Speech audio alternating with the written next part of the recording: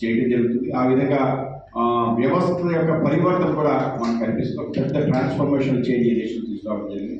నరేంద్ర మోడీ గారు 12 వసంతాలు ఏదైతే ఉందో ఆ యొక్క అద్భుతమైన అనేక రకాల విషయాలు ప్రజలకి కళ్ళకట్టే విధంగా చూపించాలని ఒక పెద్ద ఎత్తున ప్రయత్నం ఆంధ్రప్రదేశ్ భారతీయ జనతా పార్టీ ఆధ్వర్యంలో చేస్తున్నాం.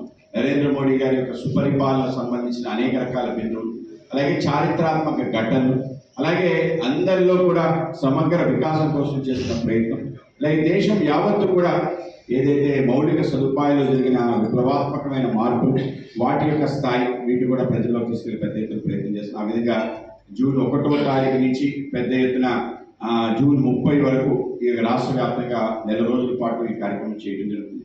దీంట్లోనే జూన్ 5వ తారీఖు పర్యావరణ పరిరక్షణ కార్యక్రమం ఏదైతే వరల్డ్ ఎన్విరాన్మెంట్ డే ఉందో దాన్ని కూడా పెద్ద ఎత్తున చేయాలని చెప్పి నిర్ణయించుకున్నాం. ఆ విధంగా వరల్డ్ ఎన్విరాన్మెంట్ డే సందర్భంగా నరేంద్ర మోడీ గారు ఒక కొత్త పిలిపించారు, ఏక్ పేరు మాకి నామ్ అని చెప్పి. ఆ విధంగా తల్లి పేరుతో మొక్క నాటాలని చెప్పి ఆ విధంగా పర్యావరణ దినోత్సవం సందర్భంగా నాటకంతో పాటు పెద్ద ఎత్తున సీడ్ బాల్స్ కూడా వితరణ చేసి అందరి చేత సీడ్ బాల్స్ వేసే ప్రయత్నం చేస్తాం. ఆ విధంగా పర్యావరణ దినోత్సవాన్ని చేసుకుంటూ నరేంద్ర మోడీ గారి సుపరిపాలన సంబంధించిన అనేక రకాల బిందువులు 11వ తారీఖు నుంచి కూటమి ఆధ్వర్యంలో ప్రెస్ కాన్ఫరెన్స్ నిర్వహించుకోవడం, అలాగే ఏదైతే హాల్ మీటింగ్స్ సెమినార్స్ కూడా ఆర్గనైజ్ చేసి పెద్ద ఎత్తున ట్రాన్స్ఫర్మర్ చేంజెస్ దేశానికి సంబంధించిన అంతర్గతంగా ఏమొచ్చాయి, అలాగే విదేశాంగ విధానంలో వచ్చిన మౌలిక మార్పు, అలాగే మన రక్షణ రంగంలో వచ్చిన మార్పు, అలాగే వీటి ద్వారా దేశ ఆర్థిక ప్రగతి ఏ విధంగా సాధ్యమైంది అనే అంశం, అలాగే 5వ ముఖ్యమైన అంశం దేశానికి సంబంధించిన సభ్యత ఏదైతే ఉందో, ఈ సంస్కృతి ఆధారంగా ఈ దేశం వికసించిందో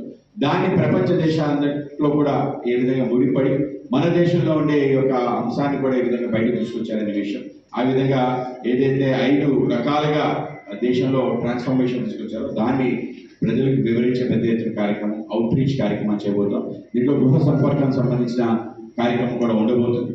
అలాగే మా సంబంధించి కొన్ని అంశాలు అయితే ఆయనకు బాగా ఇష్టమైన కొన్ని అంశాలను స్వీకరించి వాటిని పెద్ద ఎత్తున ప్రచారం చేయాలనుకుంటున్నాం. దాంట్లో భాగంగా ఏదైతే ప్రకృతి వ్యవసాయానికి సంబంధించి ఈసారి పెద్ద ఎత్తున అన్ని చోట్ల సదస్సులు, ప్రతి జిల్లాలో కూడా సదస్సు నిర్వహించాలని, ఎవరైతే ప్రకృతి వ్యవసాయం చేసే రైతాంగం ఉన్నారో వాళ్ళందరినీ కూడా ప్రోత్సహించే విధంగా ఎక్కువ మంది రైతులు ప్రకృతి వ్యవసాయం వైపు మళ్లే విధంగా పార్టీ ఆధ్వర్యంలో, ముఖ్యంగా భారతీయ జనతా కిసాన్ మోర్చా ఆధ్వర్యంలో ఈ కార్యక్రమం చేయబోతున్నాం. 12 సంవత్సరాలు పూర్తయిన సందర్భంగా ఒక థీమ్ ఈసారి ప్రకృతి వ్యవసాయం మీద తీసుకొని పెద్ద ఎత్తున చేయాలని చెప్పనుకున్నాం. ఆ విధంగా రాష్ట్ర వ్యాప్తంగా ఈ యొక్క సదస్సులు నిర్వహించి ఆ విధంగా దాన్ని మరింత ప్రాచుర్యం తీసుకొచ్చే విధంగా రైతాంగం ఏదైతే ఇప్పుడు రసాయనిక ఎరువులు వాటిపై ఆధారపడి ఏదైతే వ్యవసాయం చేస్తున్నారో దాని నుంచి ప్రకృతి వ్యవసాయంపై మార్చాలని చెప్పి, దేశం స్వయం సమృద్ధి సాధించాలంటే ఏదైతే ఎరువుల పైన మన దేశం ఏ విధంగా ఆధారపడింది, యూరియాపై ఏ విధంగా ఆధారపడింది,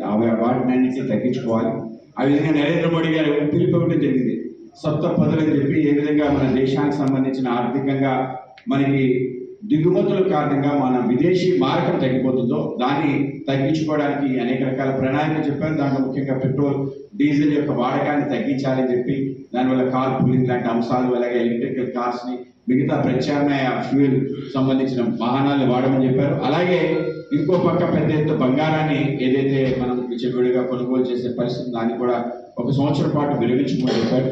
అలాగే ఫెర్టిలైజర్స్ కూడా తగ్గించాలని చెప్పి మనం పెద్ద ఎత్తున ఈ ఫెర్టిలైజర్స్ సంబంధించిన ముడి సరుకులు కూడా ముఖ్యంగా పొటాషియం కానీ, అలాగే అమోనియా కానీ, అలాగే దీంతో పాటు మిగతా అనేక రకాల విషయాలు, యూరియా కూడా బయట నుంచి పెద్ద ఎత్తున మనం దిగుమతి చేసుకుంటాం. దేశంలో ఏదైతే మన విదేశీ మారకం ఉందో దాని కొనుగోలు వీటికి మనం వినియోగించడం జరుగుతుంది. కనుక ఆ విధంగా ఈసారి ఒక 12 సంవత్సరాల దాంట్లో ప్రకృతి వ్యవసాయానికి పెద్దపీట ఇచ్చే విధంగా, అలాగే ఎటువంటి పెస్టిసైడ్స్, ఫెర్టిలైజర్స్ మీద ఆధారాన్ని పడే వ్యవస్థ నుంచి ముందుకెళ్లే విధంగా ఒక పెద్ద ఎత్తున ప్రయత్నం చేయాలని, ఆంధ్రప్రదేశ్ వ్యాప్తంగా ఈ కార్యక్రమాలు చేయాలని చెప్పడం. ఆ విధంగా ఏదైతే సప్త పదులు చెప్పారో ఆ సప్త పదులు 7 విధానాలు ఏవైతే చెప్పారో దాన్ని అవలంబించడం, అలాగే స్వదేశీ వినియోగాన్ని కూడా పెద్ద ఎత్తున పెంచే ప్రయత్నం చేస్తాం. ఆ విధంగా స్వదేశీ వస్తువులు వినియోగం చేసేందుకు ప్రోత్సహించడం, అలాగే మన ప్రాంతంలో ఉండే పర్యాటక ప్రాంతాల యొక్క ప్రాసెస్ని తీసుకొచ్చే విధంగా మొత్తం మన ప్రాంతంలో ఉండే పర్యాటక ప్రదేశాల యొక్క శోభ మరింత పెరిగే విధంగా ఒక పెద్ద ప్రయత్నం జరగాలని చెప్పి ఆ విధంగా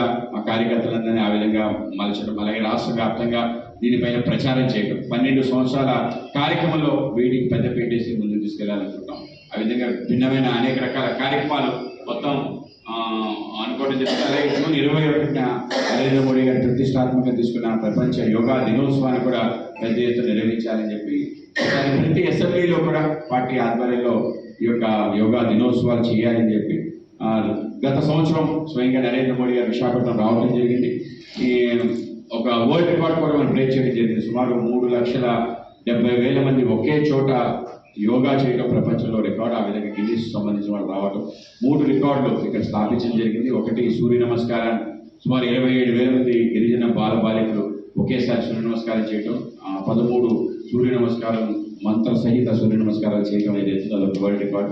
అలాగే అనేక మంది సుమారు రాష్ట్రంలో 2 లక్షల మంది ట్రైనర్స్ని